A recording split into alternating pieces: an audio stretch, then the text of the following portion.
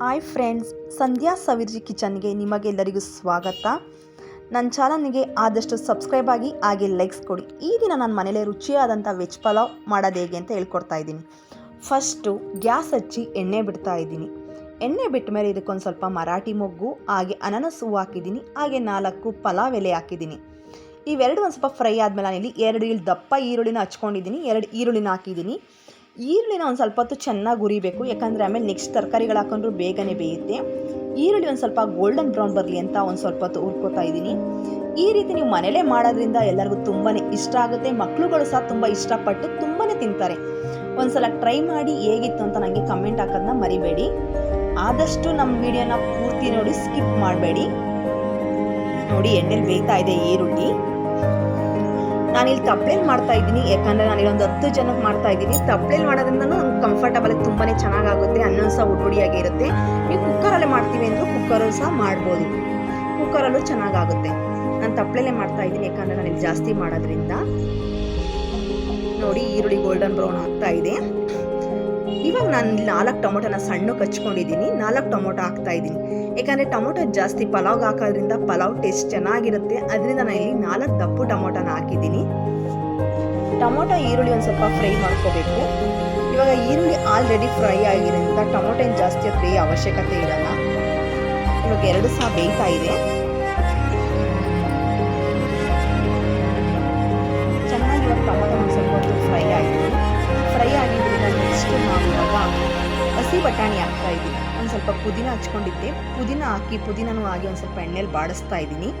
ಎಣ್ಣೆಲಿ ಬಾಡಿಸಾದ್ಮೇಲೆ ನಾನಿಲ್ಲಿ ಹಸಿ ಬಟಾಣಿನೂ ಸಹ ಹಾಕಿದ್ದೀನಿ. ಇವಾಗ ಸೀಸನ್ ಹಸಿ ಬಟಾಣಿದಾಗಿರೋದ್ರಿಂದ ಹಸಿ ಬಟಾಣಿ ಇವಾಗ ಎಲ್ಲ ತಗೂ ಸಿಗುತ್ತೆ.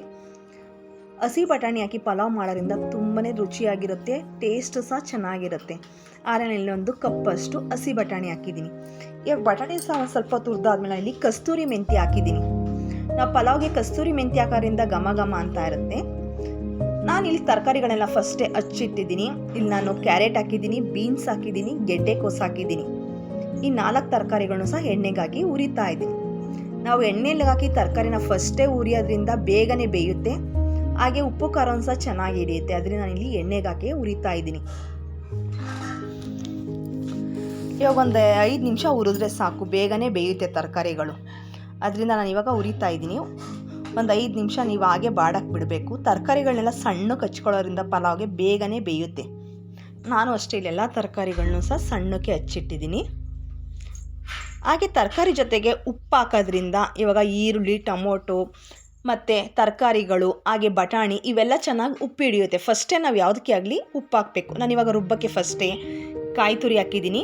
ಕಾಯಿ ತುರಿ ಜೊತೆಗೆ ಒಂದು ಸ್ವಲ್ಪ ಪುದೀನ ಹಾಕಿದ್ದೀನಿ. ಅದ್ರ ಜೊತೆಗೆ ಒಂದು 4 ಬೆಳ್ಳುಳ್ಳಿ ಹಾಕಿದ್ದೀನಿ, ಬೆಳ್ಳುಳ್ಳಿ ಸುಲಿದು ಹಾಕಿದ್ದೀನಿ. ಒಂದು ಕಟ್ಟಷ್ಟು ಕೊತ್ತಂಬರಿ ಸೊಪ್ಪು ಹಾಕಿದ್ದೀನಿ. ಅದು ಬೇಯಷ್ಟರಲ್ಲಿ ನಾವು ಖಾರನೂ ಸಹ ರೆಡಿಯಾಗಿ ಹೋಗುತ್ತಿಲ್ಲಿ. ಅದರಿಂದ ಖಾರಕ್ಕೆಲ್ಲ ರೆಡಿ ಮಾಡ್ಕೊತಾ ಇದ್ದೀನಿ. ಮನೇಲಿ ಇರೋಂಥ ಧನಿಯಾ ಪುಡಿನ ನಾನು ಇವಾಗ 1.5 ಸ್ಪೂನಷ್ಟು ಹಾಕಿದ್ದೀನಿ. ಹಾಗೆ ಒಂದು 15ರಿಂದ 16ವರೆಗೂ ಮೆಣಸಿನ್ಕಾಯಿ ಹಾಕಿದ್ದೀನಿ, ಯಾಕಂದರೆ ನಾನು ಜಾಸ್ತಿ ಜನಕ್ಕೆ ಮಾಡ್ತಾ ಇದ್ದೀನಲ್ಲ ಅದರಿಂದ. ಹಾಗೆ ಒಂದು 4 ಚಕ್ಕೆ, ಒಂದು 6 ಲವಂಗ ಹಾಕಿದ್ದೀನಿ. ಹಾಗೆ ಒಂದು 2 ಇಂಚಷ್ಟು ಶುಂಠಿ ಹಾಕಿದ್ದೀನಿ. ಇಷ್ಟೇ ನಾನು ಪೇಸ್ಟ್ ಮಾಡ್ಕೊಂಡಿರೋದು, ಬೇರೆ ಯಾವುದೇ ರೀತಿಯಾದಂಥ ಪೌಡ್ರ್ ಹಾಕ್ತಾಯಿಲ್ಲ. ಮನೇಲಿರೋಂಥ ಪದಾರ್ಥದಲ್ಲೇ ಸಹ ನಾನು ರುಬ್ಬ ಹಾಕ್ತಾಯಿದ್ದೀನಿ. ತಿನ್ನೋಕ್ಕೂ ಸಹ ರುಚಿಯಾಗಿರುತ್ತೆ, ನೀವು ಟ್ರೈ ಮಾಡಿ ನೋಡಿ. ಇವಾಗ ನಾನು ರುಬ್ಬಿಂಥ ಖಾರ ಹಾಕಿ ಕುದಿಯಕ್ಕೆ ಬಿಟ್ಟಿದ್ದೀನಿ. ಆ ಖಾರ ಒಂದು 5 ನಿಮಿಷ ಕುದಿಬೇಕು. ಆವಾಗ ತರಕಾರಿಗಳು ಸಹ ಚೆನ್ನಾಗಿ ಉಪ್ಪು ಖಾರ ಎಲ್ಲ ಹಿಡಿಯುತ್ತೆ. ಇವಾಗ ಚೆನ್ನಾಗಿ ಬೇಯ್ತಾ ಇದೆ. ಇವಾಗ ನೋಡಿ, ಖಾರ ಚೆನ್ನಾಗಿ ಬೇಯ್ತಾ ಇದೆ. ಇವಾಗ ಖಾರ ಈ ರೀತಿ ಬೇಯೋದ್ರಿಂದ ತರಕಾರಿಗಳೆಲ್ಲ ಚೆನ್ನಾಗಿ ಬೇಯ್ತಿದೆ. ನೀವು ಯಾವುದೇ ಮಸಾಲೆ ಪದಾರ್ಥ ಅಂಗಡಿಯಿಂದ ತಂದು ಮಾಡಬಹುದು, ಮನೇಲೇ ಈ ರೀತಿ ಮಾಡಿ ಸಾಕು. ತುಂಬಾ ಟೇಸ್ಟಾಗಿ ಬರುತ್ತೆ, ತುಂಬಾ ಚೆನ್ನಾಗೂ ಇರುತ್ತೆ. ಮನೇಲಿರೋರೆಲ್ಲ ಖುಷಿ ಪಡ್ಕೊಂಡು ತಿನ್ಬೋದು. ಇದರಲ್ಲಿ ಯಾವುದೇ ಸಹ ಟೇಸ್ಟಿಂಗ್ ಪೌಡ್ರ್ ಆ್ಯಡ್ ಮಾಡಿಲ್ಲ. ನಾನಿಲ್ಲಿ 1 ಸೇರಷ್ಟು ಅಕ್ಕಿ ಹಾಕೋದ್ರಿಂದ 2 ಸೇರಷ್ಟು ನೀರು ಹಾಕಿದ್ದೀನಿ. ಯಾಕಂದರೆ ಅಕ್ಕಿ ಮೆಷರ್ ಏನಂದರೆ 1 ಕಪ್ ಅಕ್ಕಿ ಹಾಕಿದ್ರೆ 2 ಕಪ್ ಅಷ್ಟು ನೀರು ಹಾಕ್ತಾ ಇದ್ದೀನಿ. ಆದರೆ ನಾನು ಇವತ್ತು 1 ಸೇರಷ್ಟು ಅಕ್ಕಿ ಹಾಕ್ತಾ ಇದ್ದೀನಿ. ಇವಾಗ 2 ಸೇರಷ್ಟು ನೀರು ಹಾಕಿದ್ದೀನಿ. ಅದಕ್ಕೆ ನಮಗೆ ಕಣ್ಣು ಕಲಿಯೋದ್ರಿಂದ ಇವಾಗ ತಪ್ಪಲೆ ಮಾಡ್ತಾ ಇದ್ದೀನಲ್ಲ, ಅದರಿಂದ ನಾನು ನೀರು ಹಾಕ್ತೀನಿ.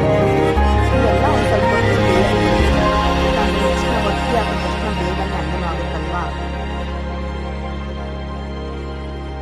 ನೋಡಿ, ನಾನು ಇವಾಗ ನೀರು ಹಾಕಿದ್ದಾಯಿತು. ನೀರು ಹಾಕ್ಬಿಟ್ಟು ಇವಾಗ ತರಕಾರಿಗಳನ್ನೆಲ್ಲ ಒಂದು ಸ್ವಲ್ಪ ಇದು ಮಾಡಿ ಒಂದು ಪ್ಲೇಟ್ ಮುಚ್ಚಕ್ಕೆ ಬಿಟ್ಟಿದ್ದೆ.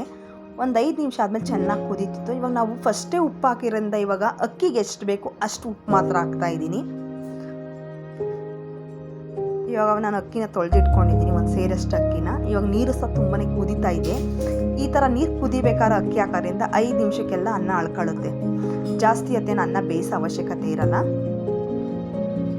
ಇವಾಗ ನಾನು ಅಕ್ಕಿ ಹಾಕ್ತಾಯಿದ್ದೀನಿ. ಅಕ್ಕಿ ಹಾಕಿ ನೋಡಿ, ಇವಾಗ ಇನ್ನೊಂದು 5 ನಿಮಿಷ ಬಿಟ್ಟರೆ ಎಲ್ಲ ನೀಟಾಗಿ ಅನ್ನ ಹೋಗಿರುತ್ತೆ. ಕುದೀತೈತೆ. ಇವಾಗ ನಾನಿಲ್ಲೊಂದು ಕಪ್ಪಷ್ಟು ಮೊಸರು ಹಾಕಿದ್ದೀನಿ, ಹಾಗೆ ಒಂದು ಸ್ಪೂನಷ್ಟು ನಿಂಬೆ ಹುಳಿ ಬಿಟ್ಟಿದ್ದೀನಿ. ಮೊಸರು ನಿಂಬೆಹಣ್ಣು ಹುಳಿ ಹಾಕೋದ್ರಿಂದ ಸಹ ತುಂಬಾ ರುಚಿಯಾಗಿ ಬರುತ್ತೆ. ಪಲಾವ್ ಮನೇಲೇ ಮಾಡ್ತಾ ಇದ್ದೀವಲ್ಲ, ಟೇಸ್ಟ್ ಸಹ ಸಖತ್ತಾಗಿರುತ್ತೆ. ಮೊಸರು ನಿಂಬೆ ಹುಳಿ ಹಾಕೋದು ಮರಿಬೇಡಿ. ಹಾಗೆ ನಾನಿಲ್ಲಿ ತುಪ್ಪ ಹಾಕ್ತಾಯಿದ್ದೀನಿ, ಮನೆ ತುಪ್ಪನೇ ಹಾಕ್ತಾಯಿದ್ದೀನಿ.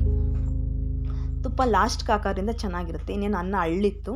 ಇವಾಗ ನೋಡಿ ಕೊತ್ತಂಬರಿ ಸೊಪ್ಪಾಗಿ ಲಾಸ್ಟಿಗೆಲ್ಲ ಮಿಕ್ಸ್ ಮಾಡ್ತಾಯಿದ್ದೀನಿ. ನೋಡಿ ಫೈನಲಾಗಿ ಆಯಿತು ವೆಜ್ ಪಲಾವ್. ಇನ್ನು ನೆಕ್ಸ್ಟ್ ಏನಿರು ತಿನ್ನೋದಷ್ಟೇ ಬಾಕಿ ಇರೋದು.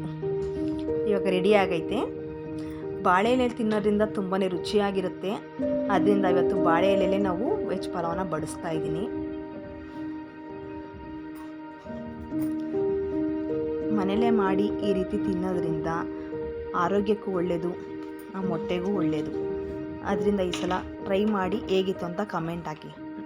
ನೋಡಿ ವೆಜ್ ಪಲಾವ್ ರೆಡಿ ಆಗೈತೆ. ಅದ್ರ ಜೊತೆ ಮೊಸರು ಬಜ್ಜಿನೂ ರೆಡಿ ಐತೆ. ಕುಡಿಯೋಕ್ಕೆ ನೀರು ಸಹ ರೆಡಿ.